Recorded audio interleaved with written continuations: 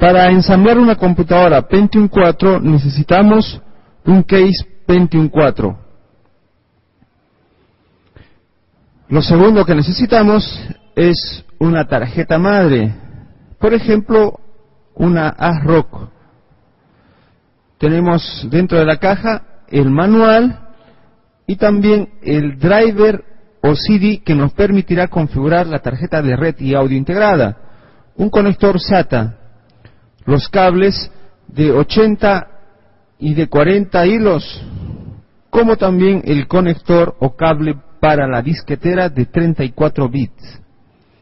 Ahí podemos ver un bus de 40 hilos y por aquí un bus de 80. Como se podrá ver, ambos tienen la misma cantidad de contactos, 39 contactos para el bus de 40 y de 80. La diferencia está en que el bus de 80 puede transferir la información a mayor velocidad. Este es un bus de 34 bits o 34 hilos que sirve para la disquetera. Ese terminal que estoy agarrando ahí sirve para conectar la disquetera y será la letra A. Una máscara que llega para colocar en la parte posterior de la carcasa y nuestra tarjeta madre o placa base. Por ejemplo, por ahí tenemos el conector PS2 o mini DIN para el mouse, color verde, el conector PS2 o mini DIN color morado para el teclado, un puerto paralelo o LPT para la impresora. Tenemos el conector para el monitor, es decir, esta placa tiene la tarjeta de video integrada, una tarjeta de red también integrada y 6 conectores USB para cámaras digitales, impresoras. Y por este lado tenemos a la tarjeta de audio integrada. El color verde es salida de audio, el color azul es ingreso de audio y el color rosado es el micrófono. Ahora mostramos el socket para el procesador. El código de este socket para procesadores Pentium 4 es el PGA 478. Las memorias también tienen su lugar en la placa y encontramos dos módulos para las memorias DDR. Un slot o bus de expansión para la tarjeta de video AGP de 8x de velocidad. Encontramos 3 bus de expansión PCI. Por ejemplo, podemos conectar una tarjeta de audio en el slot número 1, en el slot 2 o 3, o una tarjeta de T-decoder. Eso nada tendría que ver porque todos trabajan en paralelo. Ahora mostramos un slot para el fax. El conector para la disquetera se llama floppy y en la placa está marcada muy bien.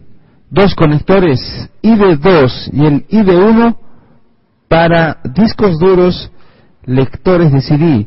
Cada faja o correa de 40 que se puede conectar en estos conectores puede albergar hasta 2 dispositivos. El chipset es importante porque se encarga de administrar a todos los dispositivos de la placa. El conector ATX para la fuente de poder y el conector especial de 12 voltios que sirve para proteger a la placa de un posible cortocircuito. El procesador que utilizaremos ahora es un Intel Celeron de 2.4 GHz de velocidad, 533 MHz de FSD o velocidad de bus de sistema. Este dato tiene que coincidir con las características de la placa. Ahora, la memoria caché que tiene este procesador es de 256 kilobytes. El procesador físicamente tiene varias patitas y el fabricante ha impreso las características del procesador también en él. Entonces, no nos pueden engañar al momento de comprar un procesador. El ventilador que sirve para refrigerar el CPU. Nuestra tarjeta madre tiene la tarjeta de video integrada. Sin embargo, se puede quemar o en muchas ocasiones no puede ser suficiente para ciertos programas. Por eso colocaremos una tarjeta de video de 8X de velocidad de 128 megabytes de RAM. La tarjeta de video llega con un driver o CD que nos permitirá configurar la cantidad de colores en el Windows. Tenemos la tarjeta de video AGP. ¿De cómo sabemos que es tarjeta de video? Si comparamos con la tarjeta de video integrada, podemos ver que tiene la misma cantidad de agujeros y el conector es casi idéntico. La memoria RAM es importante porque almacena al Windows en forma temporal. El modelo que tenemos es DDR porque tiene una sola ranura. También ese dato lo encontraremos en el sticker. Capacidad 256 megabytes, velocidad DDR de 333 MHz. En la placa base o tarjeta madre encontramos los dos bancos para las memorias, el DDR1 y el DDR2. Se recomienda colocar primero en el banco 1. El disco duro es un medio de almacenamiento de datos magnético. Ahí se instala el Windows. Tenemos uno de 20 GB de capacidad. Hay que prepararlo, de lo contrario no podemos guardar ni siquiera datos. Por la parte posterior podemos ver dónde se conecta el bus de 40 o de 80 hilos. Podemos ver la parte de configuración para que sean esclavos o maestros y el conector ATX de la fuente de poder o fuente de alimentación. El lector de CDs o quemador de CDs es autoconfigurable. Simplemente tenemos que conectar el bus de 40 o de 80 y también el conector P10 de la fuente de poder. A continuación sacamos las protecciones del case o carcasa de los costados. Se recomienda sacar ambas tapas del case o carcasa porque hay muchos tornillos que poner. Dentro del case o carcasa debe de llegar el cable poder o cable 220 voltios.